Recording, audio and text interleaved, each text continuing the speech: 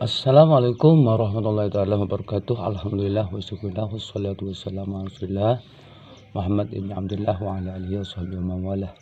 Marilah kita ikuti bahwa Habib Rizik tidak menerima kenyataan setelah disentil oleh Gus Abbas. Ternyata dia masih membela diri, padahal itu sudah fakta ya. Seperti apa menurut Gus Abbas yang telah terjadi di Palestina ya, bisa saja terjadi di Indonesia. Marilah kita ikuti bersama supaya kita lebih paham dengan sejarah ya, bahwa kaum Zionis memang punya tujuan terhadap negara-negara muslim, terutama Palestina, termasuk Indonesia. Selamat mengikuti. Habaib ini Yahudi, apalagi ada satu Gus itu dari Cirebon, saudara. Dia ceramah seenaknya. Dia samakan datangnya para habaib ke Indonesia dengan datangnya orang-orang Israel ke Palestina, saudara. Kurang ajar. Mereka bilang dulu Israel numpang di Palestina, sekarang menguasai Palestina, menjajah Palestina. Awas, hati-hati. Habaib datang dari Yaman, datang ke Indonesia, menguasai Indonesia, menjajah Indonesia. Kurang ajar. Yang bicara seorang Gus dari Cirebon, saudara. Kurang ajar, saudara. Cerek kurang para sedulur. Sampai kudu ngerti. Kejadian Indonesia tahun sekarang itu sama dengan kejadian Palestina tahun 45. Sampai ngerti, pada waktu tahun 20 sampai tahun 46 terjadi eksodus besar-besaran, eksodus. Tiang-tiang niki saking Eropa itu diangkut dengan kapal-kapal Jerman mampir di Palestina, di pelabuhan Haifa. Setelah turun, ternyata isinya kapal itu ratusan kapal. Ternyata kapal itu isinya adalah orang-orang yang lusuh, tampangannya lusuh, orangnya kurus-kurus. Ternyata mereka adalah bangsa Yahudi Askenazi, di mana yang di Eropanya diusir, di Jerman dibunuh oleh Hitler, yang lainnya nggak diterima. Masyarakat Eropa tidak menerima Yahudi Askenazi, suruh keluar dari bangsanya, suruh keluar dari negaranya. Maka akhirnya semua Yahudi Askenazi itu banyak yang keluar mampir di Palestina tahun 1945, dari mulai tahun 1920. Tambah kata. Pada waktu pertama kali datang, ribuan orang datang menggelar spanduk. Spanduknya langsung dibentangkan. Apa spanduknya isinya? Isinya adalah, wahai orang Palestina, kami di Eropa diusir, kami di Jerman dibantai. Maka wahai masyarakat Palestina, jangan pupuskan harapan kami untuk menerima kami. Nyuwun sewu, masyarakat Palestina ku persis kaya wong Jawa. Jawa nek Arab iku Palestina. Anggah ungguhe boten sekecuane penggaline niku sae. Akhirnya mereka diterima. Begitu sudah diterima, tambah banyak. Akhirnya ratusan ribu orang berdiam di Palestina.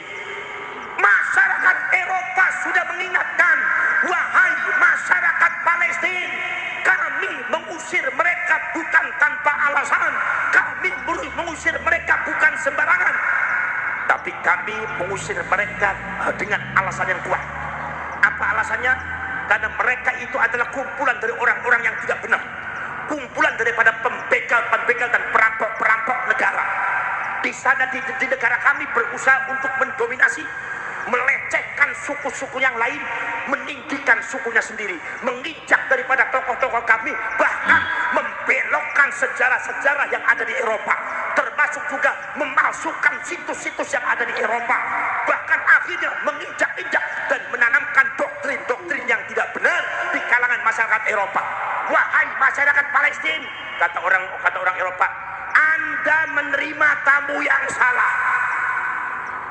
Saya peringatkan kepada Anda, harus hati-hati. Akhirnya para sedulur, pada waktu itu orang Palestina tidak mau mendengarkan orang Eropa nasihatnya. Akhirnya orang Yahudi Askenazi ditampi di Palestina. Satu persatu saudara-saudara sekalian mulai kumpul. Akhirnya tiba-tiba mereka mengadakan perayaan. perayaan-perayaan, kemudian mulai mendoktrin masyarakat supaya masyarakat menghormati mereka, kemudian mendoktrin masyarakat untuk melecehkan orang-orang Arab Palestina, seolah-olah bangsa Arab itu tidak ada artinya, seolah-olah bangsa Arab itu adalah sama dengan anjing, seolah-olah bangsa Arab di bawah mereka. Akhirnya pada tingkatan selanjutnya bukan sekedar sejarah yang dibelokkan, sejarah yang diklaim, tetapi pemalsuan makam. Ya, seperti apa yang telah terjadi, ya, persis ya apa yang telah terjadi di Indonesia setelah para pribumi mendapat peringatan keras dari para peneliti ahli nasab, ya, para peneliti ahli filologi, kemudian ahli DNA dan seterusnya. Tetapi para muhibbin tidak mendengarkan, ya, tidak menghiraukan, bahkan mencemoohkan. Nah, sampai ya, yang terjadi adalah pembelokan sejarah, ya. Bahkan yang terakhir pemalsuan makam yang dilakukan oleh kaum Alawi bukan hanya 100 makam, tapi bahkan sampai 3.000 makam di Indonesia. Nah, kalau di Palestina ada yang mengatakan sampai 300 makam, sedangkan di sini 3.000 makam. Mari kita lanjutkan bersama. Pada tingkatan selanjutnya bukan sekedar sejarah yang dibelokkan, sejarah yang diklaim, tetapi pemalsuan makam, membuat makam palsu tahun 45-46, satu sejarah Palestina yang tidak mungkin bisa dihapus. Persis koyo ning Jawa, koyo ning Indonesia. Pemalsuan makamnya, pembelokan sejarahnya, framing bahwa mereka itu adalah seorang keluarga yang suci, tidak boleh disentuh dengan kesalahan. Saudara-saudara sekalian, akhirnya tiba-tiba mereka mengklaim daerah, bahwasanya daerah ini adalah daerahnya mbah kami, buktinya ada kuburannya. Daerah ini adalah daerah kami, buktinya ada kuburannya.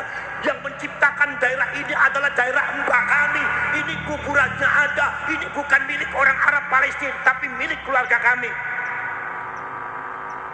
Akhirnya saudara-saudara sekalian, tambah lambat laun, mereka menyergap masyarakat Palestina. Mereka menguasai satu persatu tanahnya, persis koyo ning Indonesia. Sekarang sudah mulai di framing Haul Demak, di mana yang dihauli adalah Habib. Haul Agung Solo, Ki Agung Solo niku boten dihormati, boten dihauli, si dihauli Habib. Haul Agung Kudus niku Sunan Kudus niku boten disebut Haul Agung, ni isian niku Haul Habib, wonten madi Haul Agung Malang. Sudah mulai diklaim satu persatu milik mereka, sehingga ada seorang Habib yang mengatakan bahwa Jawa adalah bintu Tarim, Jawa adalah anaknya Tarim. Bahkan ada satu isu yang beredar, itu nggak tahu benar atau tidak, tetapi kita harus hati-hati sebagai rakyat Indonesia. Apa?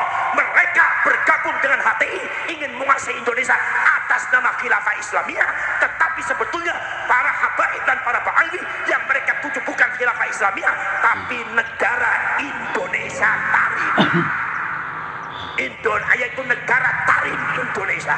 Ya Allah, wah, subhanallah. Sampai siap berjuang untuk bangsa, siap napa mboten? Tanah direbut ning kono rela napa mboten? Ridho napa mboten? Jangan sampai anak cucu sampean bernasib sama dengan Palestina. Ini data real.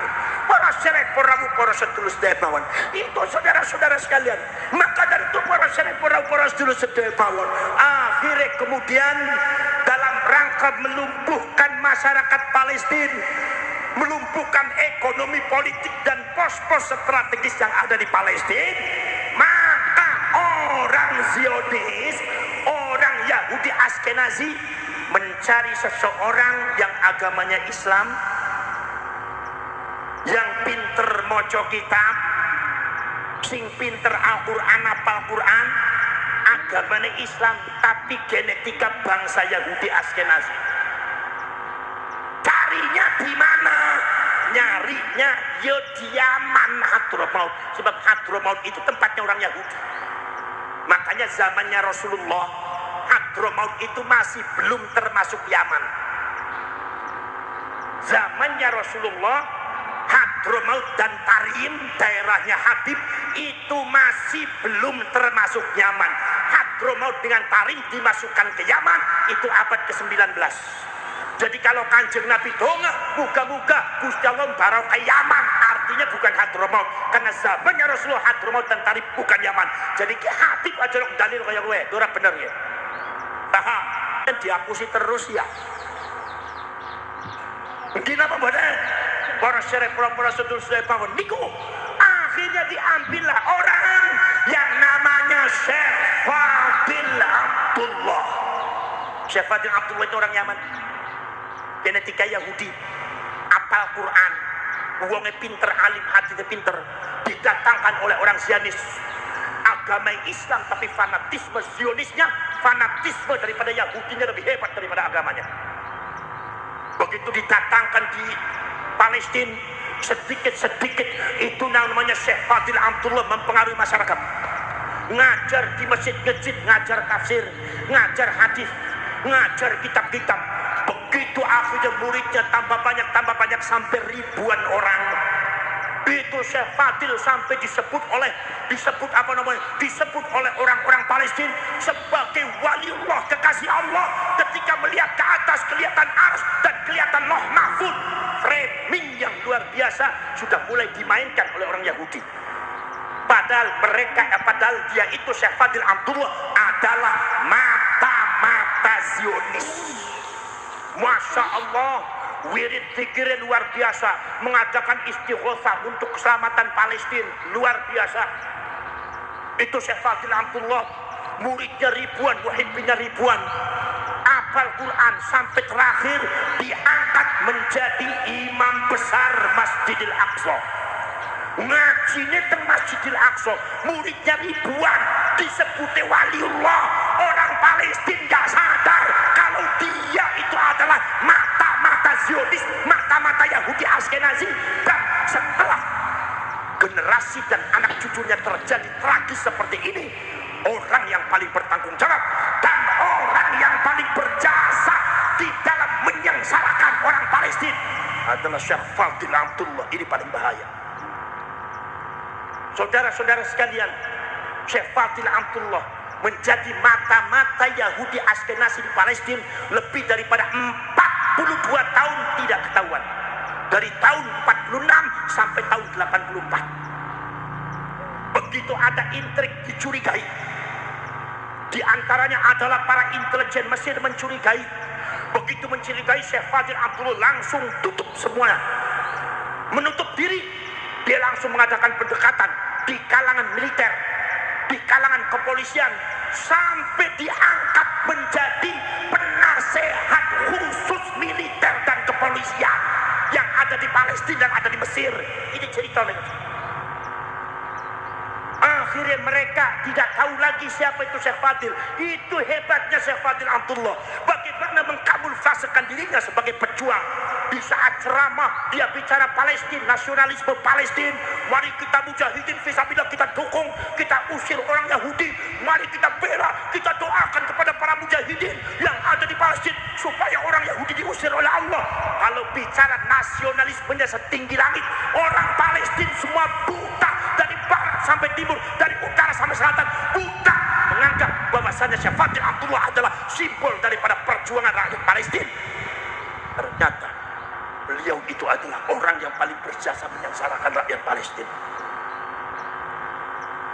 Ternyata beliau itu adalah orang yang paling berjasa menyengsarakan rakyat Palestina. Ya, melongo ini sampein ke melongo ngerti apa melongo keder sampein? Wong seragen melongo gawe keder aku sing delok. Keder napa keder? Keder napa keder? Lapor serep sedulur, Allah Maha tahu. Allah Maha hebat. Wa makarallah wallahu khairul makirin. Mereka bisa berbuat makar, makrul lail, telenge wengi, wong mengendap-endap, semua orang tidak tahu, tapi Gusti Allah Maha tahu. Allah buka semuanya, dan pada akhirnya tahun 84 ketahuan ternyata dia adalah mata-mata Nazi sejak tahun 46 gak ketahuan. Akhirnya begitu ketahuan, akhirnya dia dihukum gantung dan pakai ditembak mati oleh tentara Palestina. Tapi misinya Syekh Fadil Amrullah sudah selesai. Misinya Syekh Fadil Amrullah sudah berhasil. Dengan jasanya Syekh Fadil Amrullah, maka orang Yahudi Zionis mampu menguasai ekonomi Palestina, mampu menguasai politik Palestina, mampu menguasai militer dan kepolisian Palestina, mampu menguasai sosial Palestina. Akhirnya Palestina disergap, akhirnya dianggap Palestina itu adalah ujung-ujungnya Palestina adalah negara kami, daerah kami, tanah kami, bukan tanahnya orang Palestina. Sejak itu terjadi pengusiran masyarakat Palestina sampai detik ini, genosida orang Palestina sengsara mau dihabisi di Gaza. Siapa yang bisa bantu? Ya, demikianlah teman-teman di seluruh Nusantara, bahwa seperti apa yang telah dikatakan oleh Gus Abbas tadi, mereka mau menipu Allah, ya. Wa makaru wa makarallah, mereka menipu, wa makarallah, dan Allah juga, dan mereka juga menipu, ya, Allah. Wallahu khairul makirin, dan Allah lah sebaik-baik azat yang menipu, ya. Artinya mereka mungkin tidak merasa, ya, bahwa di suatu hari nanti yang namanya kebohongan itu akan terungkap. Nah, sekarang sudah waktunya. Semua kebohongan-kebohongan yang dilakukan oleh Ba'alawi sudah terungkap. Sekian, semoga bermanfaat. Wassalamualaikum warahmatullahi wabarakatuh.